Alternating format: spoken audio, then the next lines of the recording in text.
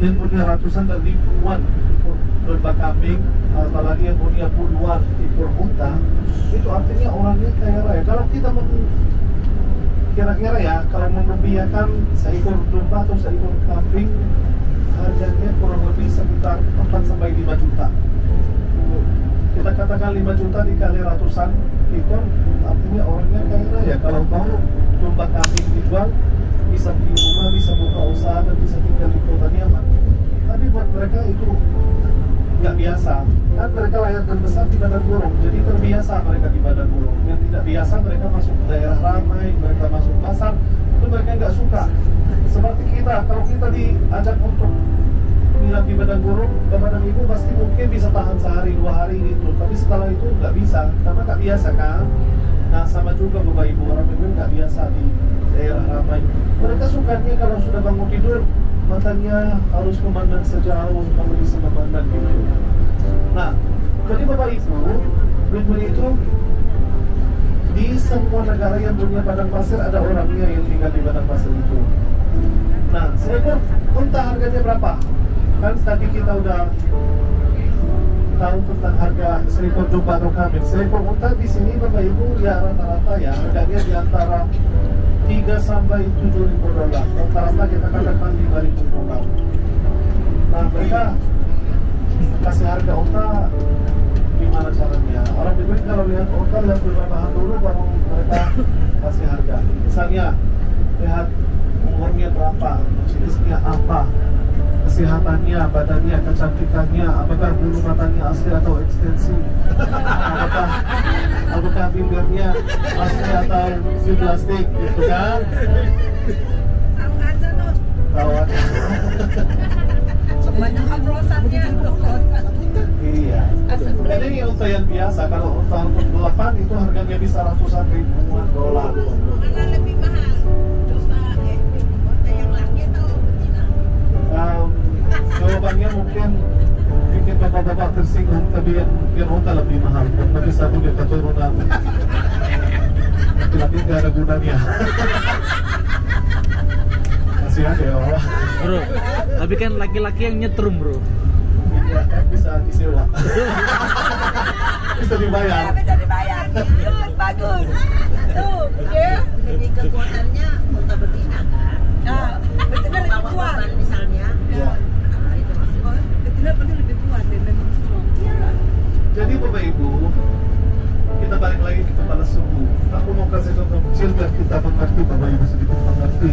Nah, kalian sedang mengenal tadi ada beberapa kata kambing itu orang Bedouin dan berbagi kambingnya jalan cari makanan dan cari minuman. Walaupun terlihat Padang Gurung ini ada kesan, tapi ya ada di kiri kita di sana, di situ ada salah satu sumber air sekitar sini. Makanya dalam domba kambing itu orang Bedouin ajak domba kambing jalan terus, biar nggak banyak lemaknya. Yang kedua biar dikasih makanan dan minuman dari nature biar sangat oke dan kasih rasa daging yang sangat enak. Nah, jadi Bapak Ibu kita bikin contoh nih. Kalau di grup kita ini kepala sukunya dan syekhnya adalah Abuna. Nah, saya dan Pak Zia sebagai tetangga tinggal di suku Abuna. Jadi saya misalnya bangun tidur, hitung-hitung, ya ternyata selamat datang di kota modernnya Petra. Kita ini baru masuk ke situs atau ke kota yang berada di sekitar situs Petra bernama Wadi Musa, dan tempat ini dinamakan Wadi Musa karena sebuah sumber air yang dinamakan juga sumber Musa yang berada di dalam ruangan yang di sebelah kanan yang berkubah 3 ini.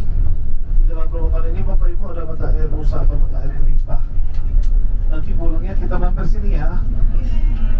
Oke. Nah, jadi Bapak Ibu mata air Wadi Musa ini Bapak Ibu jumlah penduduknya kurang lebih sekitar 40-an ribu orang. Nah, di kota ini ya tentu saja sekarang lebih tidak besar karena situs Petra tentu saja. Jadi ada kurang lebih sekitar 50-an hotel di sini juga. Banyak sekali ya.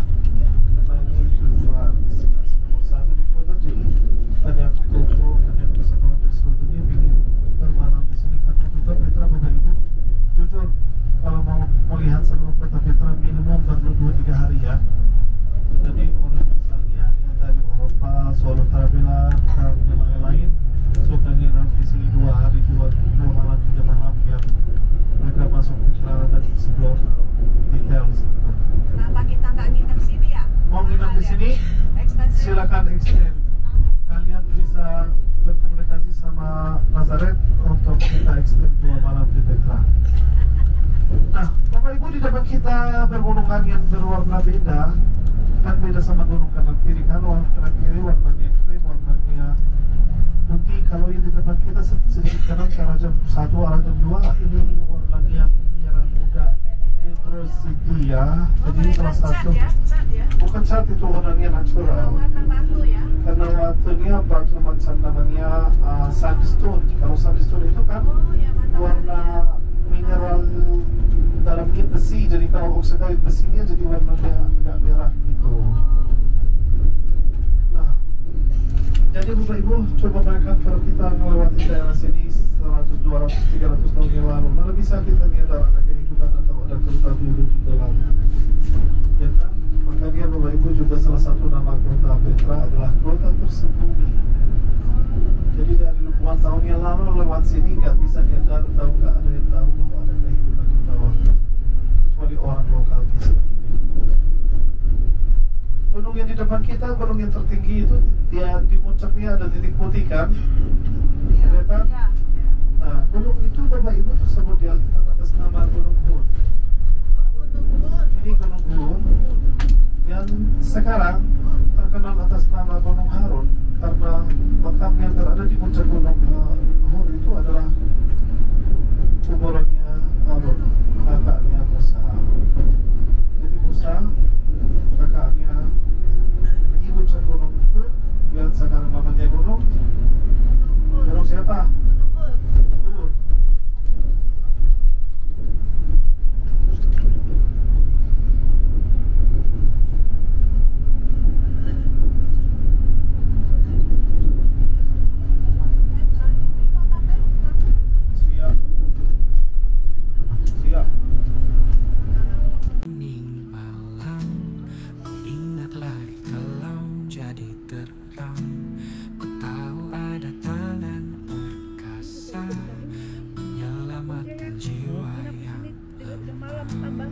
Waduh, ya.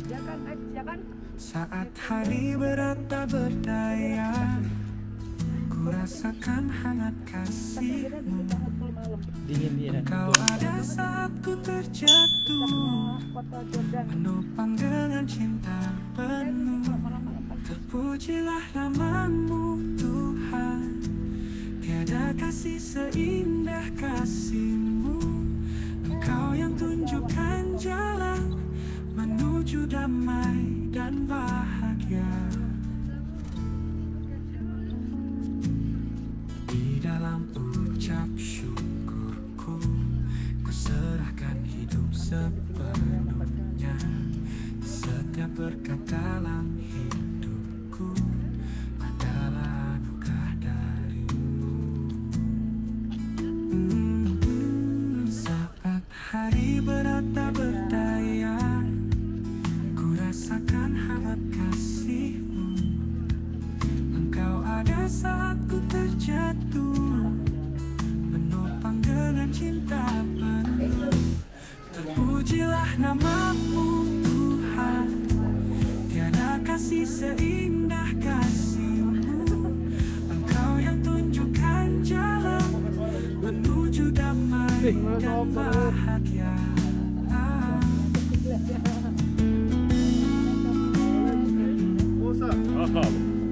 شفت ada foto yang Ronaldonya, dia lupa bawain dia ya. CS ya. Sombong amat. Kudannya kurang lebih sekitar 400-500 meter gitu. Ya, yang mau naik silakan, yang enggak jalan kaki sama saya. Kita berhenti pertama di sini di depan yang namanya Gin Blocks. Ya, cerita. Setelah itu foto-foto. Kumpulan kedua di depan Triclinium. Setelah itu kita lanjut sampai sini. Di sini kita melihat more. saya jelaskan beberapa hal dan depannya dikit kita berkumpul. Saya cerita tentang jalan yang namanya Asik. Namanya apa? Asik. Apa asik? Asik. Asik. Asik. Asik. Asik. Nah, saya jelaskan beberapa hal tentang Asik. Di jalan juga kita berhenti beberapa kali sampai kita nyampai tujuan, yaitu Treasury atau harta karun. Dari nomor 1 sampai nomor 4 itu tur kita. Jaraknya berapa? 3 km, 3 km sedikit lebih. Ya, walaupun terlihat di peta dekat, tapi nanti kita lihat jaraknya dekat banget kan. Jadi turun-menurun terus Bapak Ibu sampai kita nyampai Treasury. Yang turun-menurun pulangnya jadi nanjak sampai kita balik lagi ke sini. Jadi nggak sampai ke sana. Bapak Ibu, kalau kita mau melihat, jujur nih, kalau kita mau melihat seluruh kota Petra, kita perlu benar-benar 3 hari full dari pagi sampai malam,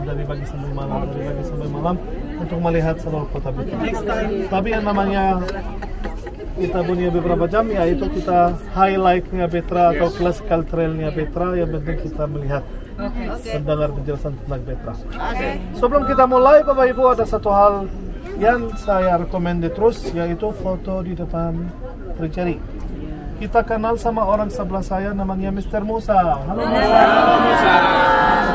Nah, Musa Bapak Ibu dia punya saudaranya di bawah namanya Harun. Jadi Harun di bawah, Musa di sini. Mereka kan kerjanya cuma bikin foto grup seperti ini fotonya di depan Treasury atau harta karun. Setelah itu Bapak Ibu kita hitung di bawah. Siapa yang mau nanti fotonya, kita nggak usah bayar di bawah, di sini baik maupun di bis. Nanti kita lihat situasinya, atau di resto paling jauh dia akan membawa foto ke kita terima foto, kasih uang. Jelas? Nah, harganya berapa? Harganya $10. Mau bayar dolar bisa, mau bayar rupiah pun bisa. 150.000 atau $10 mana yang tersedia kita bisa bayar ya. Jelas? Jelas. Ini dari 2 hal yang recommended, jadi foto group, sama yang kedua adalah more. Jelas ya Bapak Ibu? Kurang lebih ya sampai pintu sini yang jalan sedikit itu. Tapi yang belum termasuk adalah tipping untuk orang lokal, untuk orang yang akan melayani kalian dan mendorong kudanya biar pelan-pelan, biar memfotokan kita juga. Ya sesuatu di antara $5-7 gitu, $5, $6, $7, sekelasnya gitu bisa kita kasih langsung ke orang lokal pas kita turun ya. Bukan sekarang, tadi pas turun. Jadi yang mau naik kuda silakan turun dari sini, mulainya dari situ. Nanti akan dilayani oleh orang lokal dan akan jalan di samping grup terus sampai turun. Ya, berapa orang yang mau? Sini. Kuda ikut sini ayo. Yang mau naik kuda $7 ya, jangan lebih Pak. Maksimum 7. Maksimum 7. Ada yang mau naik kuda? Ada yang mau naik lagi? Kuda? Ayo biar ramai-ramai. Ada yang mau naik kuda?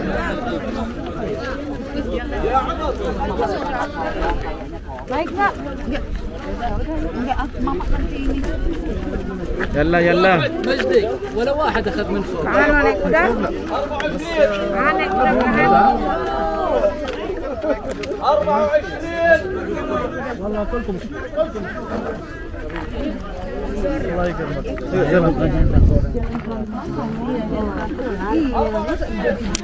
Ayo mari Bapak Ibu. Aja sakit badan. راشد ما استلمت؟ بكره؟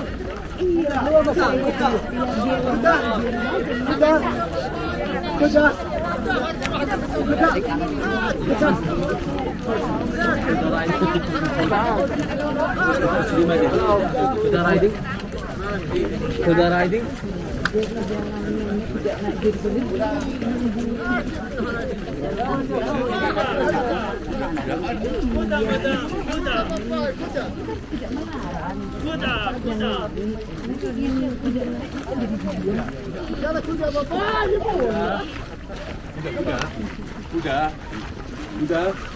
Udah.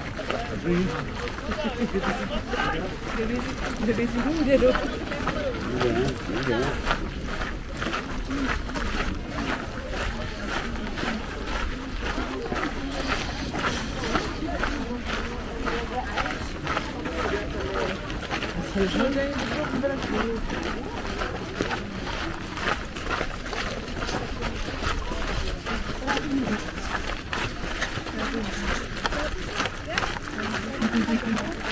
Halo Pak Masdi. Halo, how are you? I'm good Pak Masdi. Hai. Kabarnya Welcome bagaimana to Petra. bro? Ya, puji Tuhan sudah kenapa sudah nggak bisa ngomong lagi. Udah Oh my God. 4 jam dari Aman sampai Petra nggak habis ngomong bro, nggak habis cerita, nggak habis ngomong, nggak habis pertanyaan. Grup kamu ini memang luar biasa bro. Kita seperti kerja betulan ya bro. Itu bukan seperti kerja, itu seperti disiksa betulan bro. Gak boleh.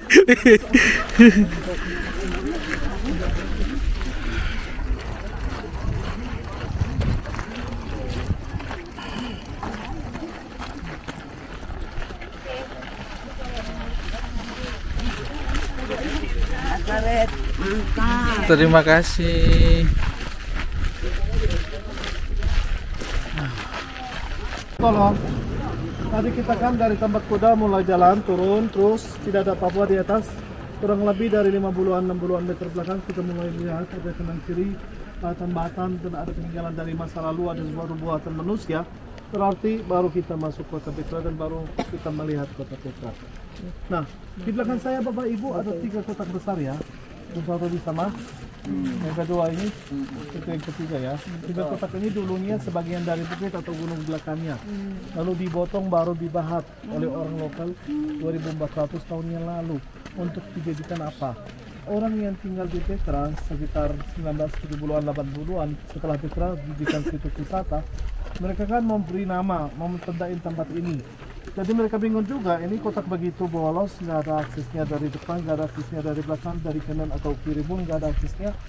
Nah mereka cari-cari ternyata aksesnya ada di atas. Jadi dengan pikiran sederhana ya, siapa ya bisa masuk keluar dari atas selain makhluk halus atau jin. Makanya diberi nama kotak jin. Padahal Bapak Ibu ini dulunya bukan kotak jin, bukan rumah makhluk halus atau rumah jin, tapi ini dulunya dipakai sebagai kuburan yang paling tua di kota Petra. Maksudnya apa kuburan paling tua? Kan ada 2 macam kuburan di sini, 2 kuburan tua sama kuburan modern. Kuburan tua dari abad ke-4 sebelum Masehi sampai abad ke-2 sebelum Masehi. Dari abad ke-2 sebelum Masehi dan selanjutnya kuburannya jadi bentuknya beda. Terus cara memakamkan orang di sini gimana ya kalau cuma lubangnya ada di atas? Nah, sebetulnya Bapak Ibu, kalau ada orang meninggal di abad ke-4 atau abad ke-3 sebelum Masehi, jenazahnya badannya ditaruh di puncak gunung, di puncak bukit berminggu-minggu berbulan-bulan. Setelah sekian lama, anak, saudara, siapa aja dari keluarga orang itu mengumpulkan sisa yaitu tulang-tulang. Baru tulang-tulang itu dimasukkan di dalam kotak ini. Ya, jadi Bapak Ibu, ini satu kotak bisa muat untuk ratusan orang. Gitu. Jadi 3 kotak di sini, di belakang bukit ini ada satu lagi, di dalam Petra ada beberapa lagi. Jadi Bapak Ibu, ini yang namanya kuburan yang paling tua. Nah, terus kuburan yang modern setelah abad ke-2 mana? Coba lihat belakang Bapak Ibu. Ada pintu di sana, ada pintu di sebelah kiri, di bawah di sebelah kanan di atas bukit ada satu lagi, di sana ada lagi, di kanan di kiri. Semua lubang-lubang yang kita akan melihat sambil jalan adalah kuburan masa lalu kecuali satu nanti saya tunjukin. Jadi Bapak Ibu, mulai nabatnya mulai memahat bukit, bikin ruangan dan jenazah ditanam di lantainya. Satu kuburan sekeluarga punya, satu makam maksud saya keluarga punya. Kadang-kadang 5, kadang-kadang 4, kadang-kadang 3, kadang-kadang 10, kadang-kadang 17 kuburan di satu lubang atau di satu ruangan. Nah, sebetulnya Bapak Ibu lokasi ukuran, dekorasi kuburan itu mengatakan sesuatu tentang orang yang punya. Orang kaya, orang pejabat, orang biasa, orang sederhana, orang mampu, orang enggak mampu. Dari lokasi dan dekorasi dan ukuran kuburannya. Jelas? Jelas. Silakan foto-foto tapi asal BPL. Jangan pakai lama. Nanya dong, berarti di dalamnya dia ada tulang dong. Ya. Nanya dong, berarti di dalamnya ditemukan tulang-tulang ya? Sekarang tidak ada apa-apa lagi, tapi dulu ada tulang-tulang. Ya. Oke, thank you. Nan tulang juga ada nan tulang. Sekarang ada tulang tapi tulang ayam. Habis dimakan sama orang apa? Orang muda. Cie, foto-foto asik-asik. Asik. Saya nunggu di depan dikit ya. Oke. Yang sini. Yang di atas adalah kuburan, yang di bawah satu-satunya di sekitar sini, sekitar beberapa ratus meter di sini yang bukan kuburan. Nah, yang di atas Bapak Ibu namanya kuburan pilar atau kuburan obelisk tomb. Karena kuburan tersebut didekorasi dan dihiasi oleh 4 pilar. 4 pilar artinya 4 jiwa. Jadi ini Bapak Ibu sekeluarga, kuburan punya sekeluarga terdiri dari 4 orang. Nah, itulah lantai atas. Jelas? Pindah ke bawah dikit. Yang di bawah Bapak Ibu namanya triclinium. Namanya apa? Triclinium. Tri artinya 3, klinium artinya kursi. Jadi namanya 3 kursi. Satu-satunya bukan kuburan di sekitar kita di sini. Terus dipakai sebagai apa? Kalau di zaman now Bapak Ibu bisa kita ya lebih dekat ke ruangan tahlilan gitu. Jadi setelah dan sebelum memakamkan orang yang sudah meninggal di sekitar sini, keluarganya, anak-anaknya, tetangganya berkumpul di dalam ruangan ini yang namanya triclinium. Triclinium, 3 klinium kursi, 3 kursi karena di dalam ruangannya ada 3 kursi bentuknya seperti huruf U gitu ya. Jadi Bapak Ibu makanya dinamakan atau dikasih nama atau diberi nama triclinium. Padahal ini dulu ruangan tahlilan masa lalu. Gitu. Jelas? Berarti sekarang tulang-tulangnya juga masih ada? Astagfirullah. Ini udah pindah ke Batak. Tulangnya lagi narik. Ibu, kalaupun ada tulangnya, apa manfaatnya buat kita? Bapak Ibu, tolong perhatian. Ini aku kipas dulu aja dingin.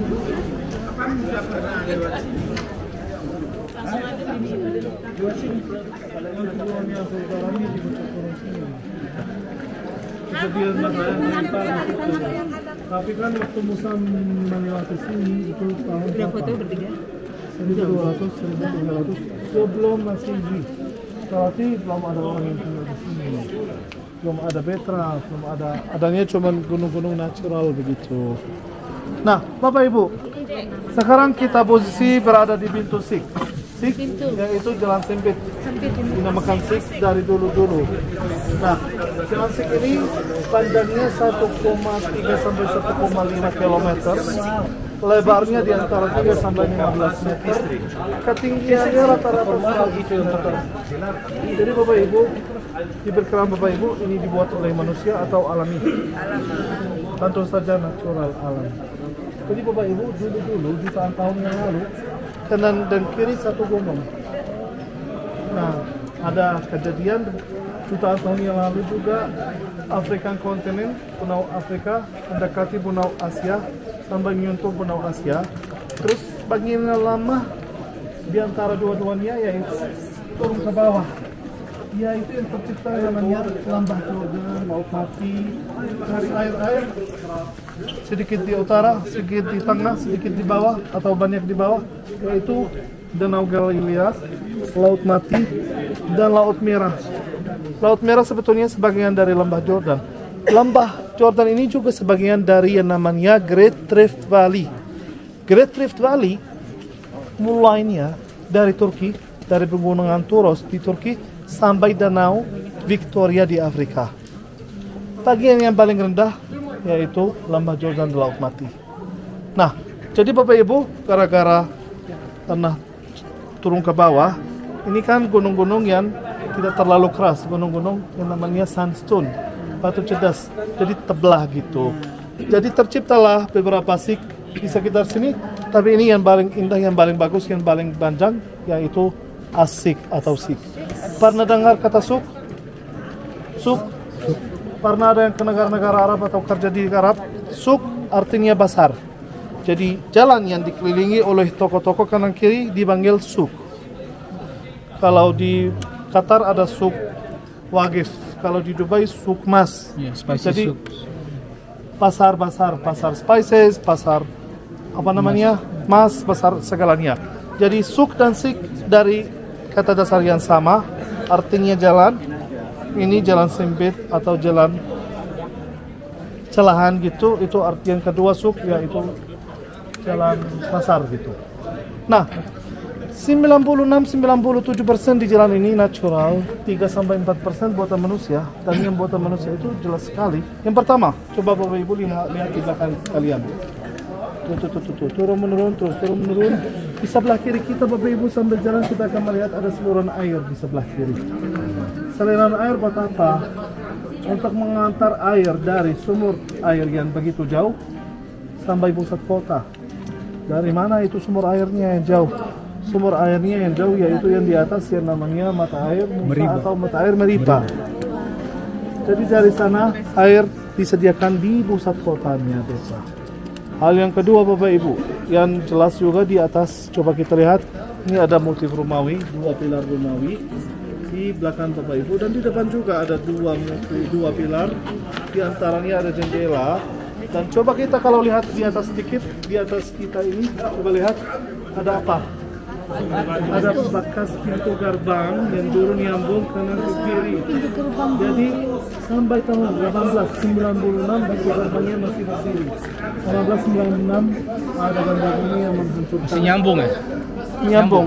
Nyambung kanan ke kiri. Itu bekasnya di sini tuh. Oke. Ya.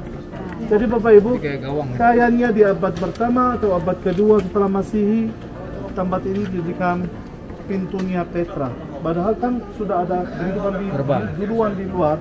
Tapi kan ya udah biarkan, karena dari sini ke dalam itu bisa dijaga baik-baik oleh beberapa orang aja bisa dijaga. Kalau yang di atas malah terbuka dan agak susah untuk dijaga gitu. Jadi Bapak Ibu, ini pintu gerbangnya Petra di abad pertama setelah Masehi atau kedua. Setelah ini Bapak Ibu 90% natural. Ini buatan manusia selama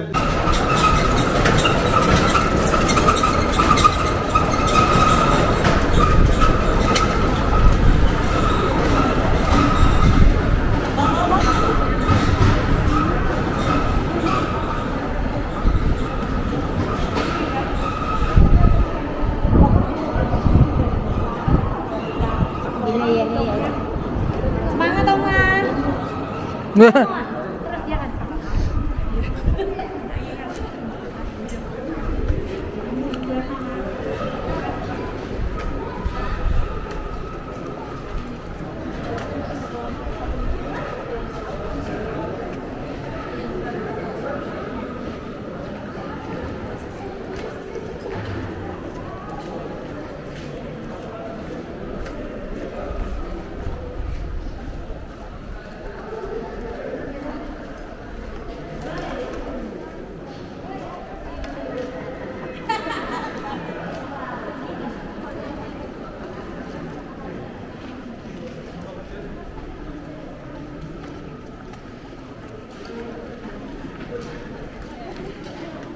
masuk, saya suruh kalian ikut saya di Sadrakan Bendera. Kali ini enggak.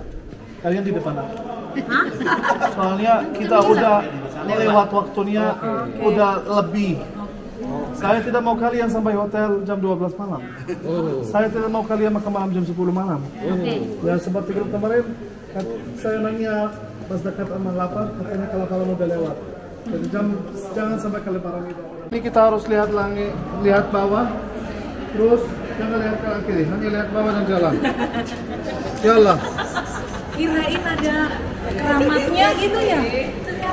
Ternyata ada tanda-tanda ini. Minggir. Berapat ada. Saya suruh minggir semua.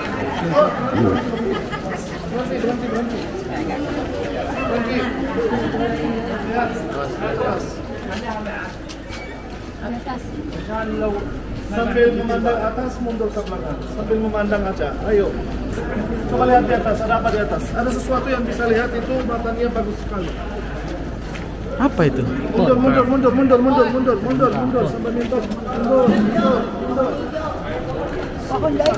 Lihat aja di atas. Sorry. Di atas.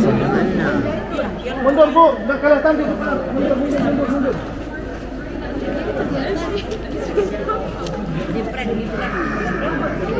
Kelihatan bawahnya? Di atas bawah ada apa? Ada lagi. Kayak ada jamur, kayak bentuk jamur. Iya, mayungin. Di atasnya ada apa? Ada yujad duhun. Ada langit kan? Maksudnya dilatih sampai sini. Hah?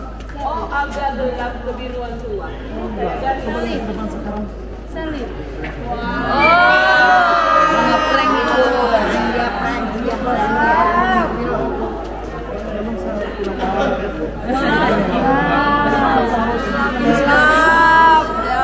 Jangan, nggak boleh nanti Mari.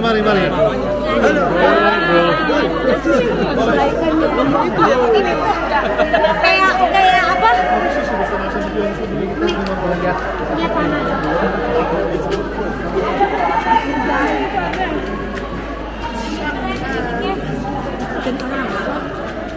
Ini kayak pinter.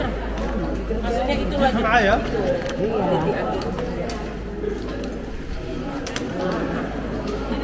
Buat Omar. Itu penting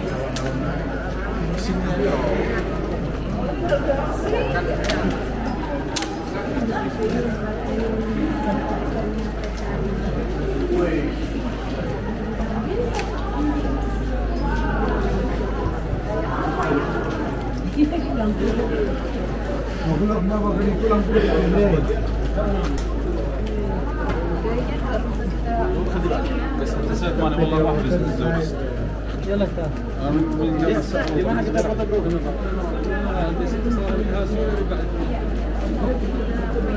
Gimana kita foto?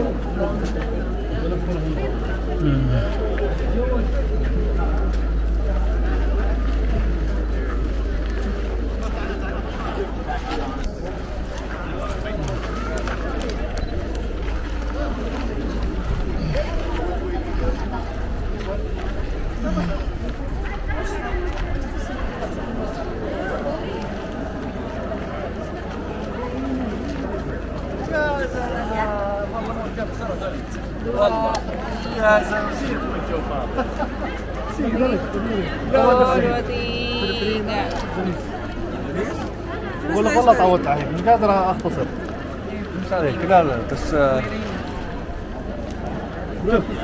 برو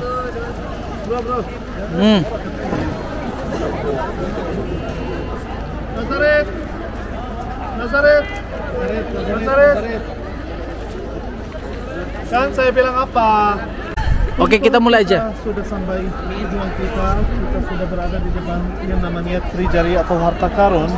Harta Karun atau Trijari, Bapak Ibu, ini monumen yang paling indah, yang paling lengkap, yang paling terkenal di kota Petra. Jadi Bapak Ibu, gara-gara monumen ini Petra dijadikan salah satu dari 7 keajaiban dunia. Dan gara-gara situs ini Petra menjadi terkenal di seluruh dunia. Yang pertama, kenapa dinamakan Trijari atau Harta Karun? Apakah dulu ada hartanya atau apakah pernah menemukan harta di sini?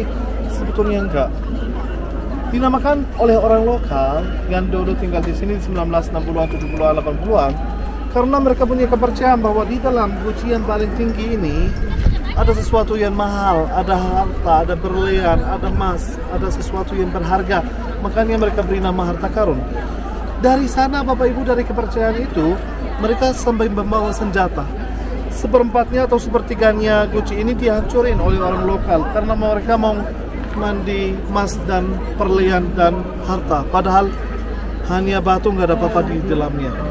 Tapi walaupun tidak ada hartanya, tetap namanya dari dulu sampai hari ini dinamakan Trijari atau Harta Karun.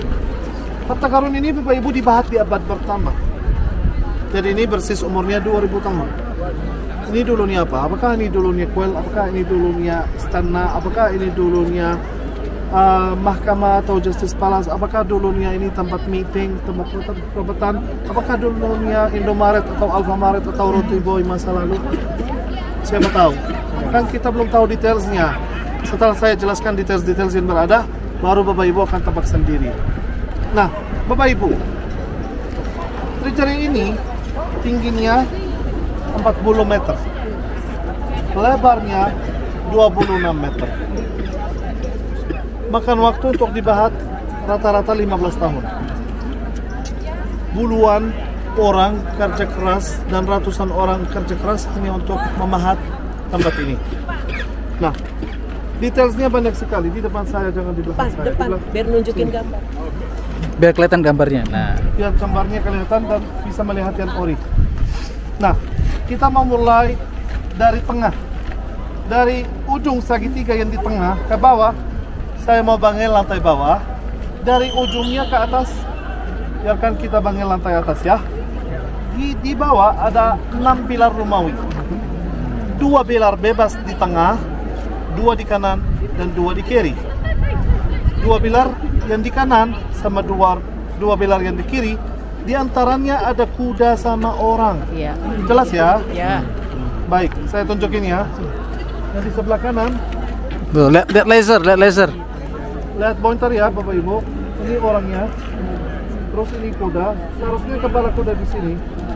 Ini ekornya kuda, kakinya di sini ya. Nah, jadi ada orang sama kuda di sebelah kanan. Di sebelah kiri ada orang juga. Ini dada orangnya. Ini seharusnya kepala kudanya di sini. Terus ini jasad kudanya. Tapi dari kepala yang menghadap ke arah kiri, ini kepala menghadap ke arah kanan, berarti satu beda sama yang lain. Yang di sebelah kanan menghadap ke arah timur, yang di sebelah kiri menghadap ke arah barat. Ya, sebetulnya siapa ini orang?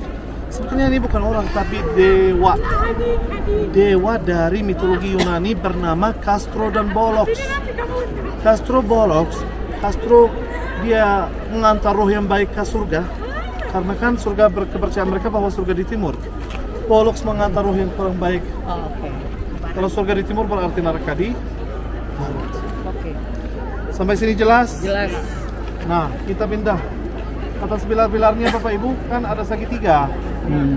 Nah, sekarang nggak begitu jelas, tapi dulu lebih jelas. Di sini di tengah segitiganya nih, kelihatan? Untuk apa? Kepala. Kepala siapa ya? Dewa. Kepala.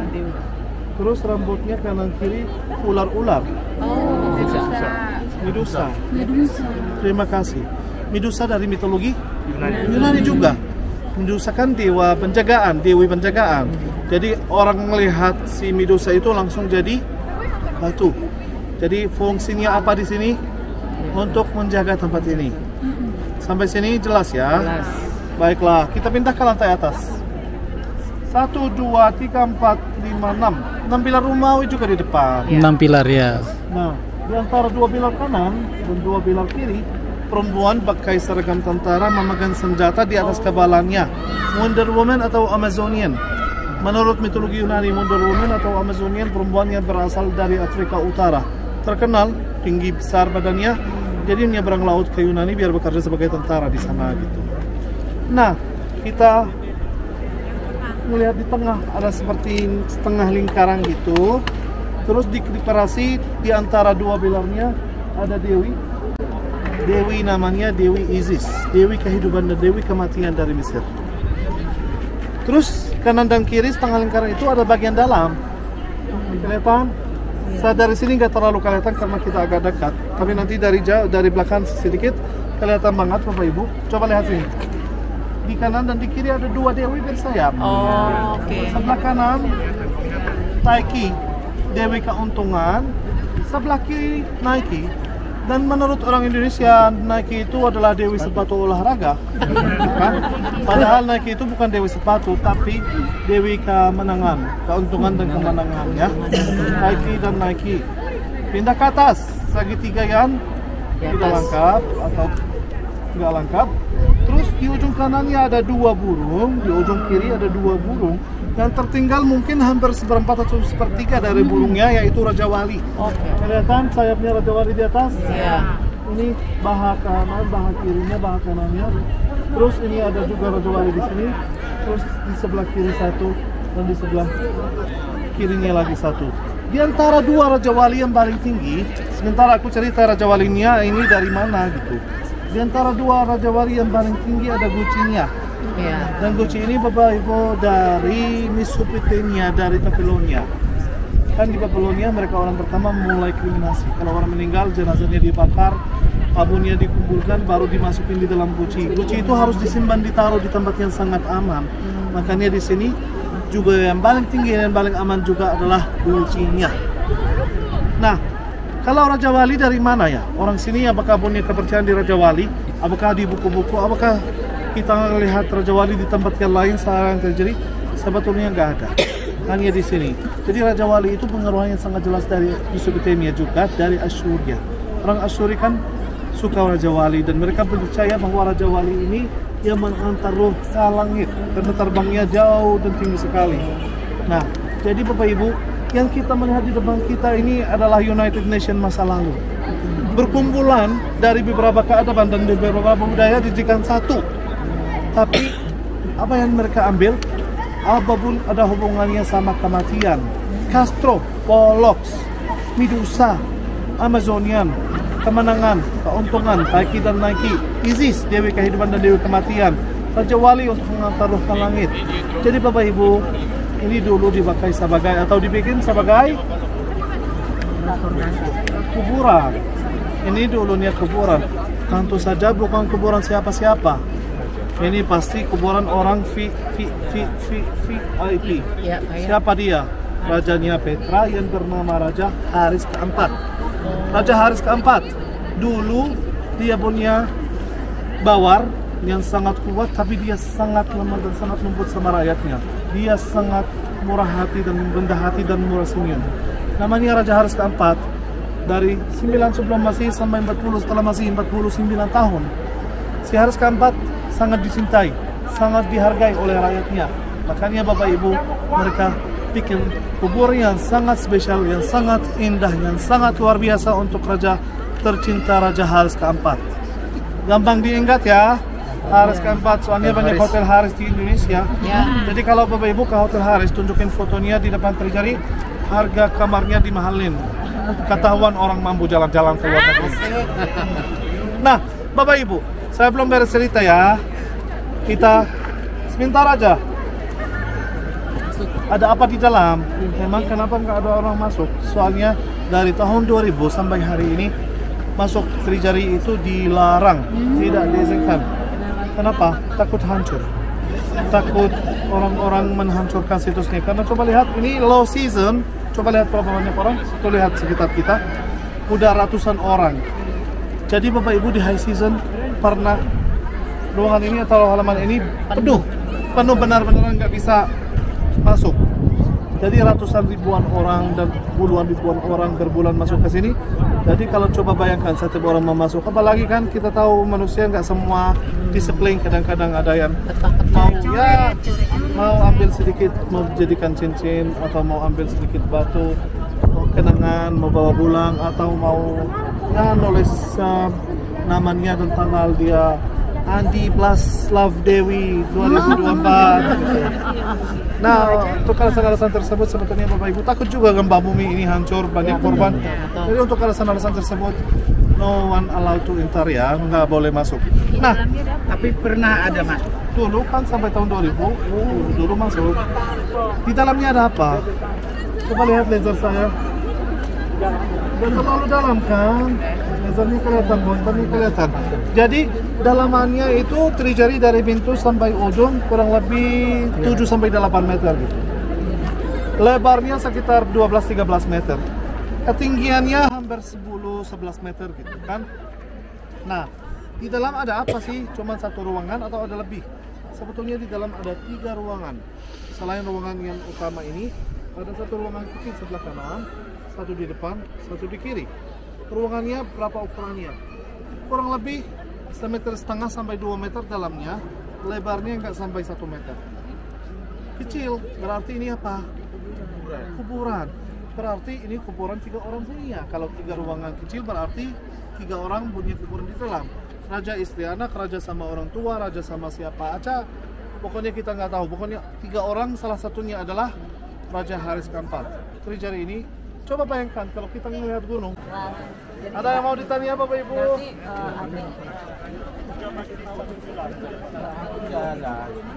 Yang jalan kaki paling lama 10 menit. Nanti sama Mas Didi diarahin buat beli tiket. Naik, nggak ada. Naik ya. Jalan ayo. Jalan ayo yang jalan. Nggak bisa. Jalan nggak bisa. Jalan. Israel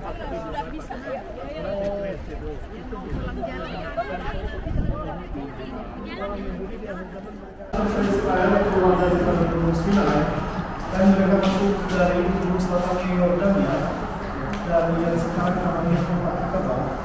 Kemarin Bapak Ibu dari Mesir masuk ke Israel dari Tamar baru ke Ilah.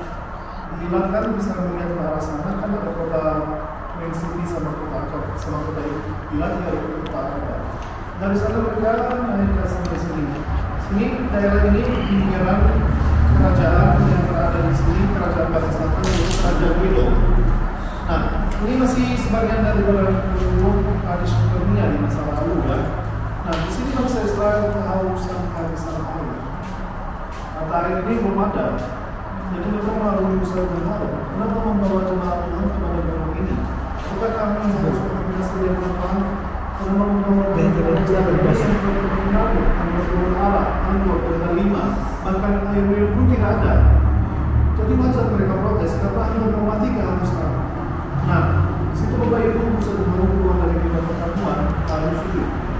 Kemuliaan Tuhan berkata kepada Musa, Tuhan kalau Musa, aku dan kamu harus menghormatmu untuk kumpul di depan batu ini, membawa umatmu, menghormatmu untuk kumpul di depan batu ini, ngomong sama batunya, airnya akan mengalir. Itulah yang terjadi. Musa dan Harun umatnya berkumpul di depan batu ini. Lalu Musa berkata, dengarlah kepadaku orang-orang durhaka. Apakah kamu harus mengeluarkan air bagi dari batu ini? Sesudah itu Musa mengambil batu ini dua kali. Maka keluarlah banyak air. Saya mau batuku tetapi mereka dapat minum. Ayat yang saya baca dari belakang Bapak Ibu. Nah, jadi Bapak Ibu bangsa Israel minta air. Musa minta bantuan Tuhan. Tuhan menyuruh Musa mengumpul atau ngomong sama batunya bahwa keluar air. Tapi di situ Musa bersalah. Apa salahnya Musa? Dan di mana salahnya Musa? Disuruh ngomong tapi ngomong ke batu kan? Salah besar itu. Itu bukan alasannya sebetulnya. Musa terlalu berbeda sampai bisa mengatakan apakah kami di situ siapa? Kami di situ adalah Musa dan Harun. Padahal yang akan memberi dan mengeluarkan air dari bukit batu ini bukan Musa bukan Harun tapi Tuhan. Jadi Bapak Ibu di Bilangan 20 ayat 12 ayat 11 karena Tuhan berfirman karena kamu tidak percaya kepadaku dan tidak menghormati keputusanku di depan mata orang Israel, itulah sebabnya kamu tidak akan membawa jemaat ini ke negeri yang diberikan kepada. Tidak ada karena saya nyuruh Anda ngomong sama batu, tapi kasihan sekali batunya dihukum. Mana ada? Jadi Bapak Ibu, 99,9% kalau saya menentukan ini selalu jawabannya karena Musa egois, karena Musa disuruh ngomong tapi memukul, karena Musa memukul batunya bicara yang enggak ada alasan. Jadi Bapak Ibu, yang jelas cara Musa mencuri dan membuat urusan Tuhan di dalam Israel. Maka Bapak Ibu Musa satu pada kebenaran. Jadi mau dihormati, memukul batunya sekali dua kali membuat ayat tapi di situ. Bahkan tidak akan membiarkan mereka mati kehausan. Nah, di sini dalam ini ada urusan dari Tuhan untuk bahwa Musa tidak akan juga izinkan masuk ke tengah-tengah manusia. Nah, kita sebagai manusia dikasih tahu bahwa kita misalnya ini kalau itu mau berangkat ke Soekarno-Hatta, kita tiba-tiba ke Soekarno-Hatta dan mohon maaf bisa ada yang tidak masuk ke Israel, tidak bisa masuk ke Israel. Apa saya lalu boleh disuruh kembali? Nah, karena Musa sempat berjalan sama bangsa dia. Tetap, siapa tahu apa yang terjadi nanti. Siapa tahu ada pengamunan dari Tuhan. Tetap bertanggung jawab sampai titik terakhir, sampai ketinggian gunung Minggu atau tepi sungai Jordan. Nah, di situ berbicara salah Musa sama bangsanya. Berbicara kedua dan terakhir. Hanya pertama di mana? Di Kalifornia juga, tapi berburu air tidak berhasil. Nah, di saat kedua terakhir kita jadi di Kalifornia juga, tapi berburu. Salah Bayu Musa sendiri, menjadi penolong itu atau bisa memandang dan melihat Sebetulnya saya tidak mau bilang di mana, tapi kita menyaksikan seluruh besok kita mau ke sana, besok kita akan berdiri di mana Musa pernah berdiri juga. Kita akan memandang seperti Musa, tapi pemandangannya Musa dapat beda sama pemandangan yang kita bisa dapat. Soalnya Musa bisa melihat sampai laut sebelah barat, yaitu laut Mediterania, bisa melihat sampai ke Galilea, kita nggak bisa lihatnya dari sana, bisa melihat sampai padang gurun di Israel Selatan atau laut selatan laut mati. Hal itu kita tak mungkin dalam mata Musa sendiri bisa. Nah, Bapak Ibu, sumber air ini, gara-gara sumber air ini, kita terus. Mana bisa orang-orang bisa tinggal di Petra kalau tidak ada air? Ya kan? Jadi gara-gara kejadian itu terjadi ada air di sini atau ada air di sini, makanya kita bisa turun di sini. Nah, hal yang kita harus tahu bahwa mata air ini Bapak Ibu dari 3000 tahun lebih airnya mengalir terus. Mengalir terus airnya, tidak pernah lebih, tidak pernah kurang. Mestinya bahkan di sini di musim panas airnya kurang sama aja. Di musim hujan airnya lebih sama. Jadi airnya mengalir terus, tidak pernah lebih, tidak pernah kurang. Yang kedua, airnya suhu airnya melawan cuaca. Maksudnya apa?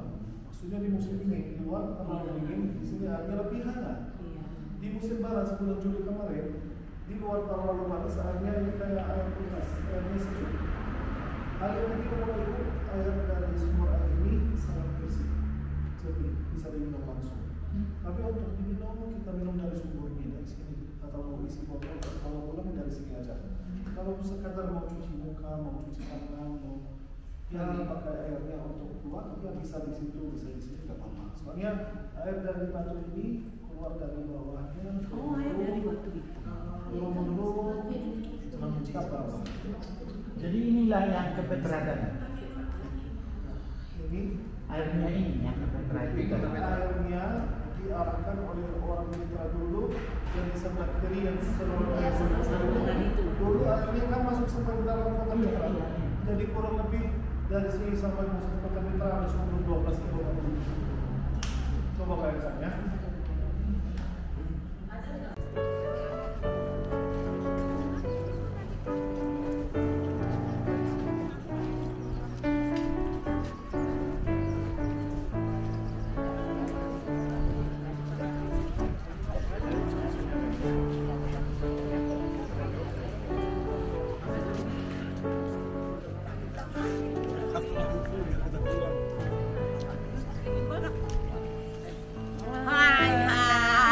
Bestimu kawan. Ini bestimu kawan. Astaga.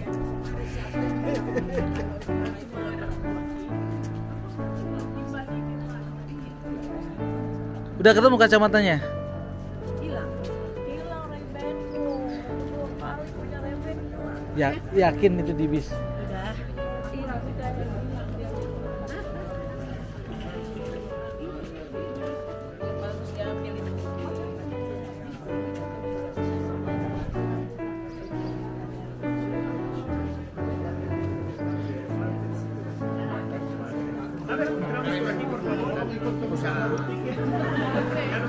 Saya belum, saya yang temanin belum.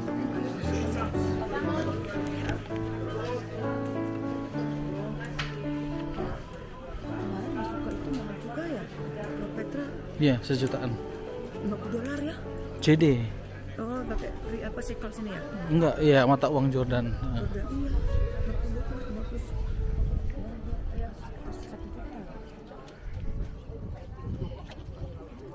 Jaya, kau dilupakan oleh bestimu.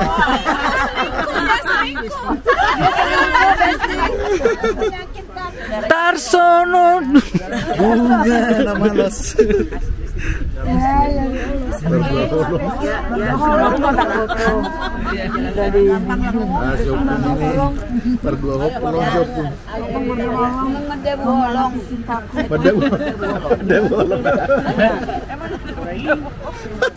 Baik, Bapak Ibu,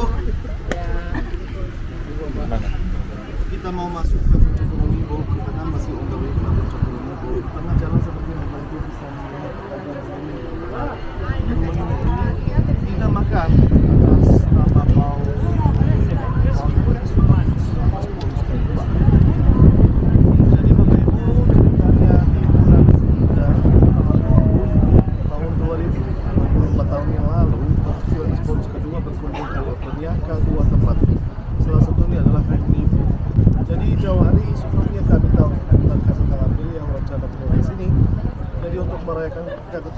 kami muslim ini.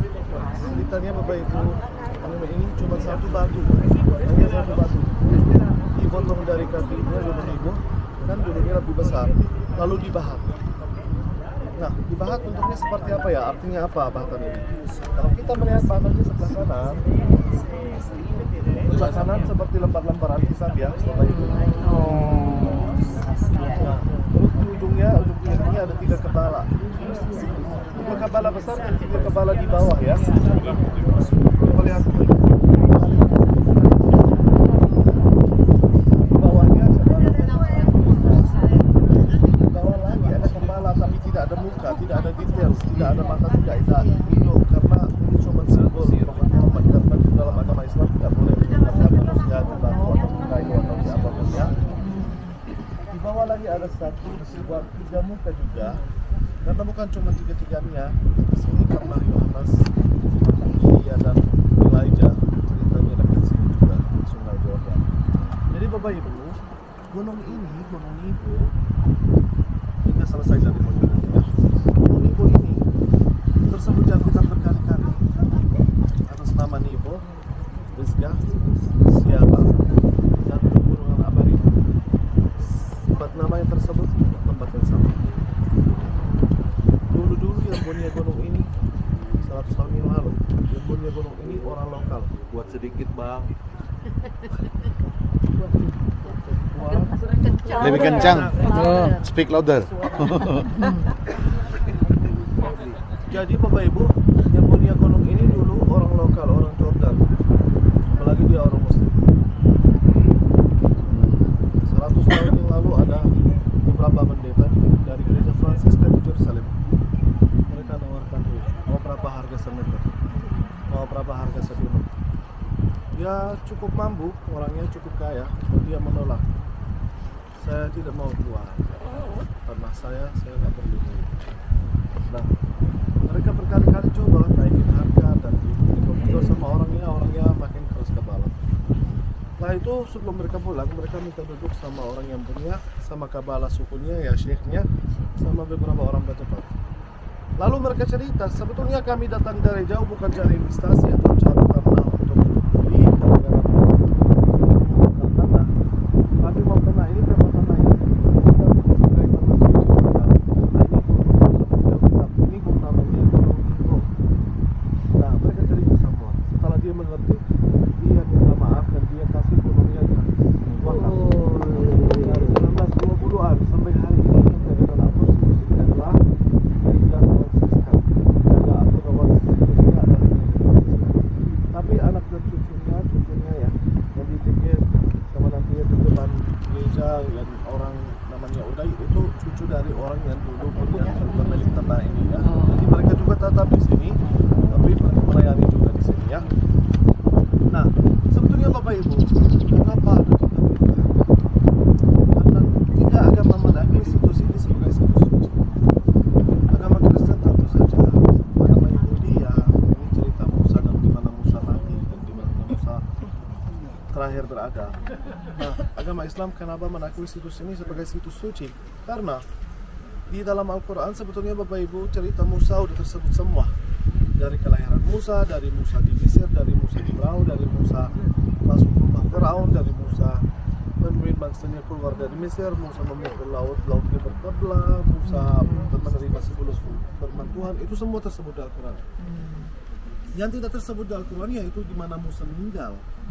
Jadi orang Muslim juga di sini mengikuti apa yang tersebut di Ulangan 34 bahwa Musa meninggalnya di gunung ini, di Gunung Nebo. Nah, jadi Bapak Ibu, bukan karena orang Jordan jauh lebih pintar atau lebih baik daripada orang yang lain, tapi karena kami sudah melihat fakta dan kita percaya bahwa ini salah satu tempat yang suci, salah satu tempat di mana Musa pernah berada di sini. Nah, yang kita dan yang kalian harus tahu bahwa nama Musa tersebut di Al-Quran 120-an kali. Nama Yesus tersebut di Al-Quran 25 kali atas nama Yesus dan 5 kali atas nama anak Maryam, jadi 30-an kali. Nama Muhammad tersebut di Al-Quran berapa kali? 5. Oh banyak kali, tentu saja. Hanya 5 kali. Hah? 5 kali. Kita nggak pernah baca. Jadi masih ada jadinya. Yang 2 kali masih ada. Kau tahu pun masih ada? 5. Jadi Al-Quran bukan syahadat. Iya. Jelas ya Bapak Ibu. 25 kali. Jadi Bapak Ibu, atau apa yang kita bisa memandang, mari Bapak Ibu kita ingat bersama cerita perjalanan bangsa Israel atau keluaran bangsa Israel dari Mesir sampai masuk ke tanah Kanaan. Pakai beta ini ya.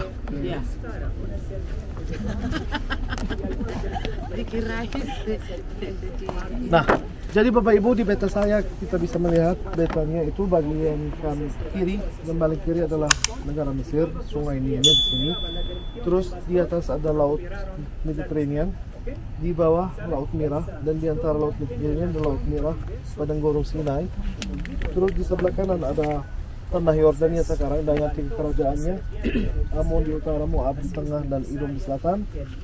Terus di sini ya Yerusalem, Bethlehem dan sekitarnya, dan di antaranya lembah Jordan, Laut Mati, dan sungai Jordan.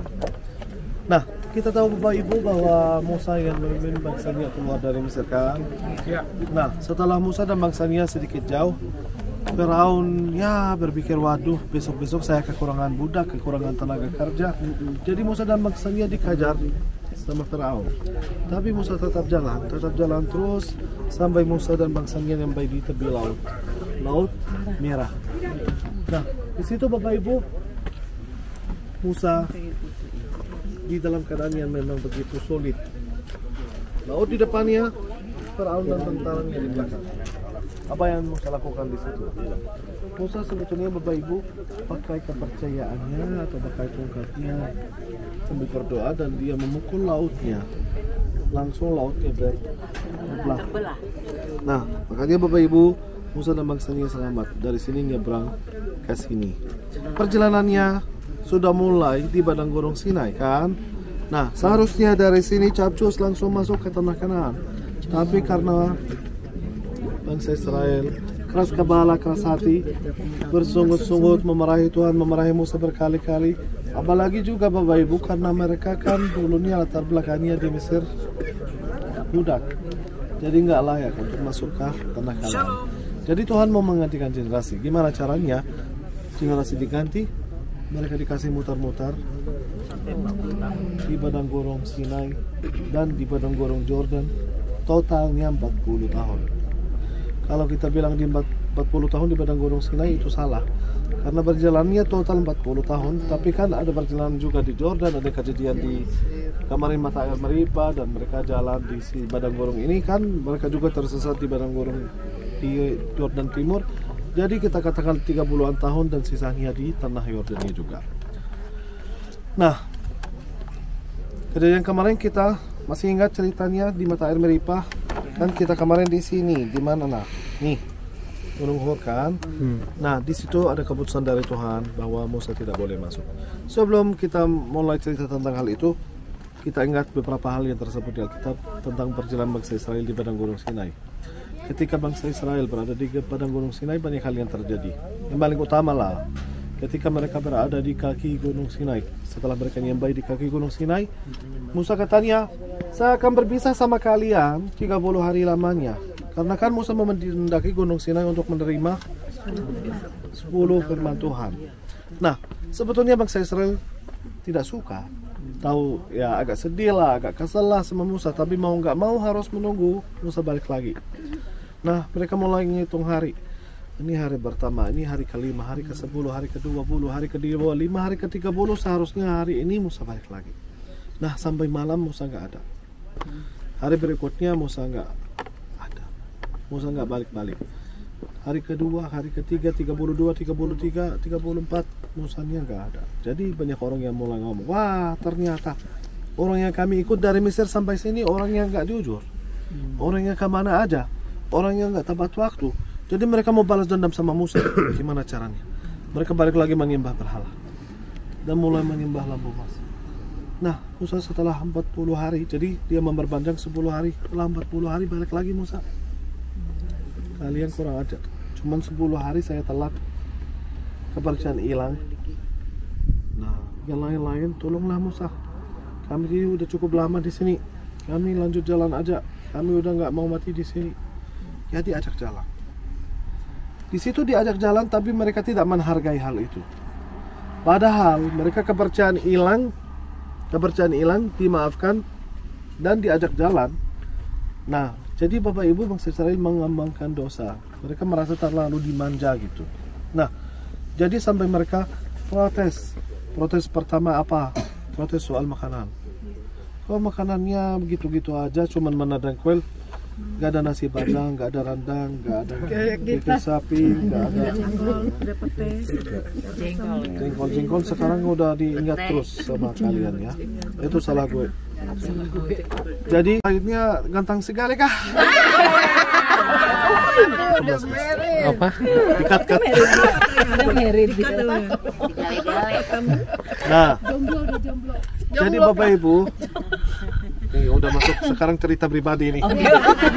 Cerita pribadi di Gunung Ibu nggak boleh, dosa. Balik lagi ya. Nah, jadi Bapak Ibu 120, coba bayangkan 120 tahun sendiri mendaki gunungnya, dan Musa berdiri di mana kita berada ya, sedikit kanan, sedikit kiri, sedikit depan, sedikit belakang. Pokoknya dari tempat ini Bapak Ibu, Tuhan memperlihatkan kepada Musa seluruh tanah Kanaan dan tanah perjanjian.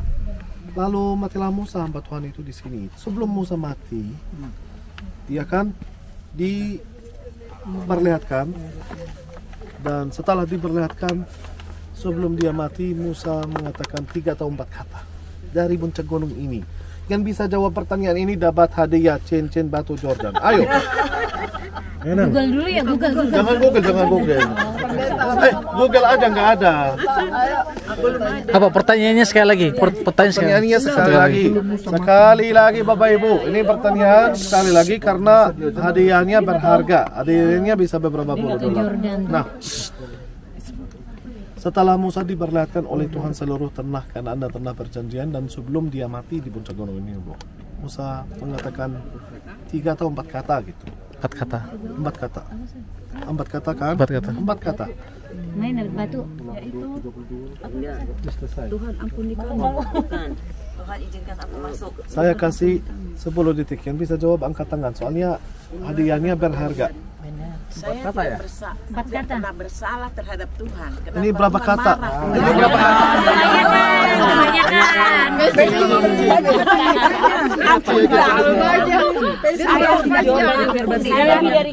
Tuhan izinkan aku masuk. Udah lebih. Salah. 4 kali ya? 4 kata ya? 4 kata ya nih? Oh. Lihat. Ini 2. 4 kali kan? Ini 2. 3, 4. Salah. Dia kan Yaudah, mau sana. pertanyaan langsung jawaban lagi. Aku kasih jawabannya. Ya, apa? Bapak Ibu, Ada di hati. sabar. Setelah Musa melihat tanah Kanaan tapi tidak boleh masuk, katanya sakitnya tuh.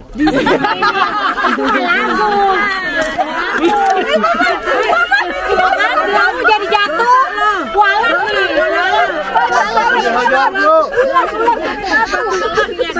Karma. Iya, aku dapat satu nih. Awas, batunya berserakan. Batu berserakan. Aku udah serius banget video ini. Yang ada cuma jawaban gitu. Ini udah sampai berapa menit nunggu jawabannya. Udah pernah di Jadi gimana Bu? Sakitnya di mana? Ini berarti orang suci. utusan Tuhan kita dia. Lanjut. Mana orang berapa? Masih banyak ya? Lanjut. Hilang cincinnya. Yam. Diam dulu. Ya. Kalah nih cincin gua. Oh, jadi Bapak Ibu, Tuhan setelah Musa mati di sini, menurut Ulangan 34,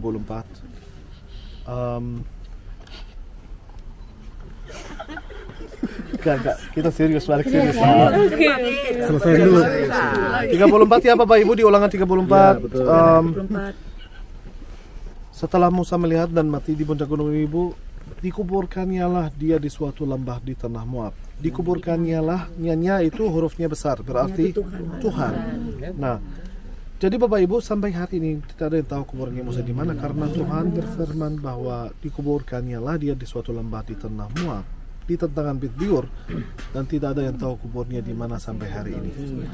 Nah, jadi Bapak Ibu, kan depan kita Moab, kiri, belakang, dan kanan itu semua Moab. Persisnya di mana kuburannya Musa, Tuhan kasih kita hint kecil aja bahwa kuburannya Musa berada di tentangan Bet Biur. Bet Biur itu situs yang berada di tepi sungai Jordan yang sekarang namanya Betania atau Bitania, tempat baptisan Yesus Kristus oleh Yohanes Pembaptis di tepi sungai Jordan. Jadi di antara sini dan sungai Jordan ada kuburannya Musa, tapi kita nggak usah capek cari-cari karena tidak ada akan ketahuan kuburnya Musa di mana, karena Tuhan berfirman tidak ada yang tahu kuburnya Musa di mana sampai hari ini. Jadi kapanpun kita baca ayat tersebut ya sampai harinya. Jadi ayat ini kalau kita baca 1000 tahun yang lalu, dan tahu kuburnya Musa di mana sampai hari ini. Kalau kita bacanya hari ini sampai hari ini, besok lusa sampai hari ini, 10.000 tahun yang lalu, ya 10.000 tahun ke depan tetap sampai hari ini. Jadi Bapak Ibu, ini sesuatu yang tidak akan ketahuan oleh manusia selama-lamanya, yaitu kuburannya Musa di mana. Saya beberapa bulan lalu bawa grup, saya cerita-cerita.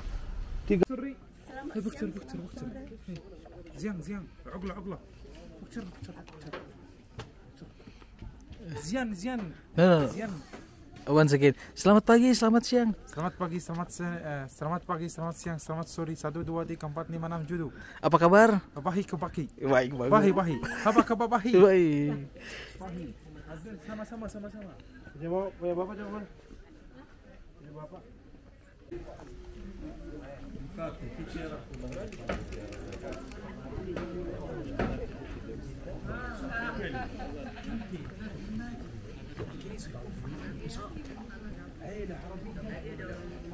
No, adesso lo musulmano arriva alla preghiera, quando il musulmano va alla preghiera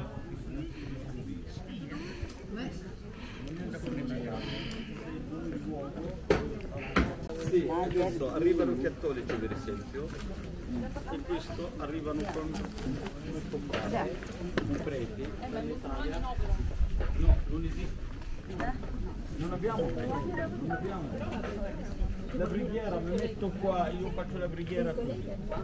Dove mi trovo il posto di come? Un invito. Solo. Così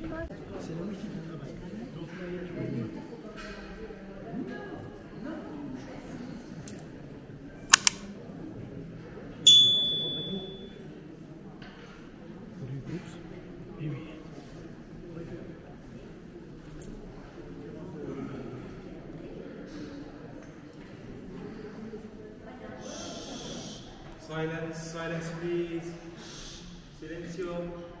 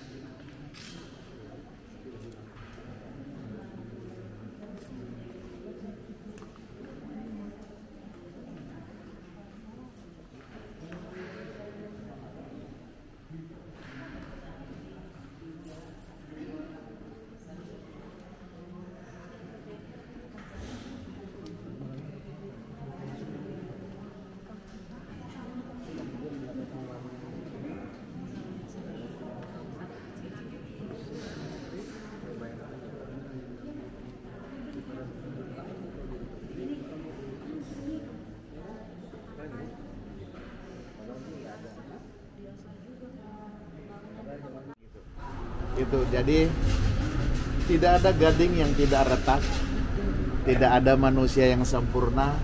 Kalau ada perkataan, sikap, tindak tanduk yang tidak berkenan di hati Bapak Ibu, mohon maaf yang sebesar-besarnya. Kiranya Tuhan memberkati kita semua, Tuhan menolong kita semua, memberkati anak cucu, usaha pekerjaan. Dan saya berharap lewat tur ini saudara semakin bertumbuh imannya dan semakin giat di dalam pelayanan menjelang hari Tuhan yang akan datang. Begitu saja dari saya Bapak Ibu, terima kasih banyak. Selamat jalan kembali ke tempat masing-masing. Amin. Dan sampai berjumpa kita kembali di grup WhatsApp. Tuhan Yesus memberkati. Mari kita berdoa bersama-sama gitu ya bro ya. Siap Abuna. Tuhan Yesus, kami bersyukur dan berterima kasih kepada Tuhan. Kurang lebih 13 hari kami bersama, belajar bersama, berjalan bersama.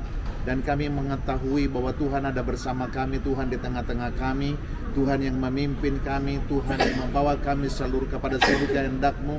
Dan pada sore hari ini, kami sudah sampai di Jakarta dengan tanpa kekurangan suatu apapun.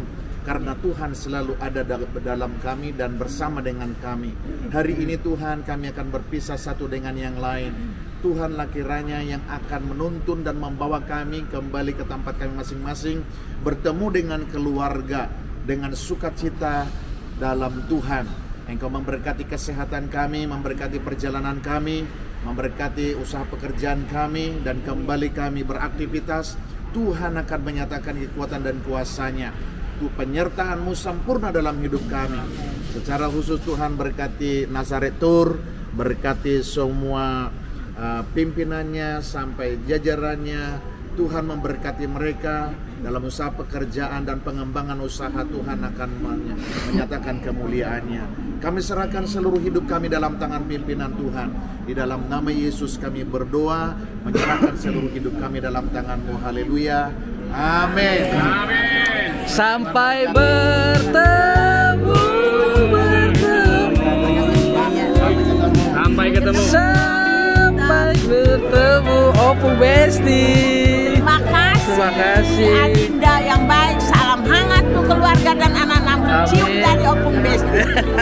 Cium beneran loh. Terima kasih. Terima kasih. Oma, makasih.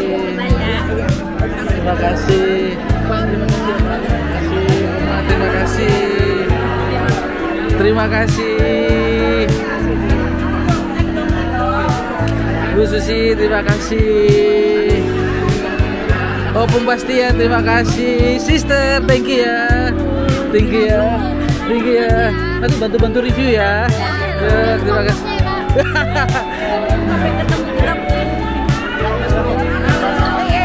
Terima kasih. Iya ya, sama-sama. Amin. Terima kasih Pak Nixon. Yo. Bro, thank you bro. Thank you.